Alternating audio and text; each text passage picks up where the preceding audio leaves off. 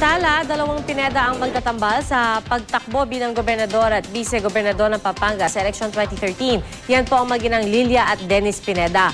Mula sa Pampanga, may ulat on the spot si Julius Segovia. Julius? Pia, sa kanta, idinaan ng mga kaalyado ni Pampanga Governor Lilia Pineda ang suporta na mag-ainsa na kandidatura kanina dito sa tanggapan ng COMELEC sa San Fernando, Pampanga. Sinamahan si Pineda ng mga lokal na opisyal mula sa iba't ibang bayan sa lalawigan na nasa ilalim ng local party na Kambilan. Bago magtungo sa COMELEC office, dumalo muna sa isang misa si Pineda. Makakatambal niya sa pagka-vice-gobernador ang kanyang anak na si Dennis Pineda. Nakatatlong termino na rin noon bilang alkalde sa bayan ng Lubao ang anak ni Pineda. Gusto raw niyang tulungan ang kanyang ina na mapaglingkuran ang mga kabalen. Bukas naman daw si Pineda sa muling pagtakbo ni Among Ed Panlilio. Ayon kay Pineda, mas mainam daw na may makakatunggali siya sa pwesto para may mapagpilian ang mga kabalen. Samantala, ay kinalungkot naman ng mga lokal na opisyal na kaalyado ni dating Pangulo at ngayon Congresswoman Gloria Macapagal Arroyo ang muling pag-aresto sa kanya.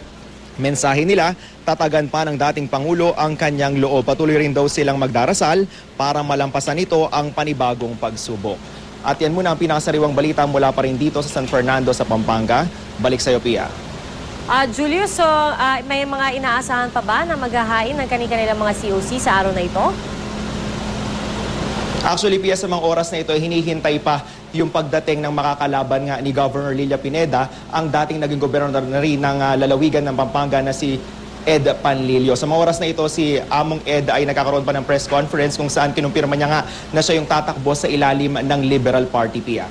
Alright. At Julius, stricto rin daw ba ang pagpapatupad ng 5 p.m. deadline dyan? Yes, actually, Pia, gaya nga ng nabanggit ng COMELEC main office, hanggang alas 5 lang ng hapon ang filing ng COC dito sa tanggapan ng COMELEC sa San Fernando, Pampanga, Pia. Maraming salamat, Julius Segovia.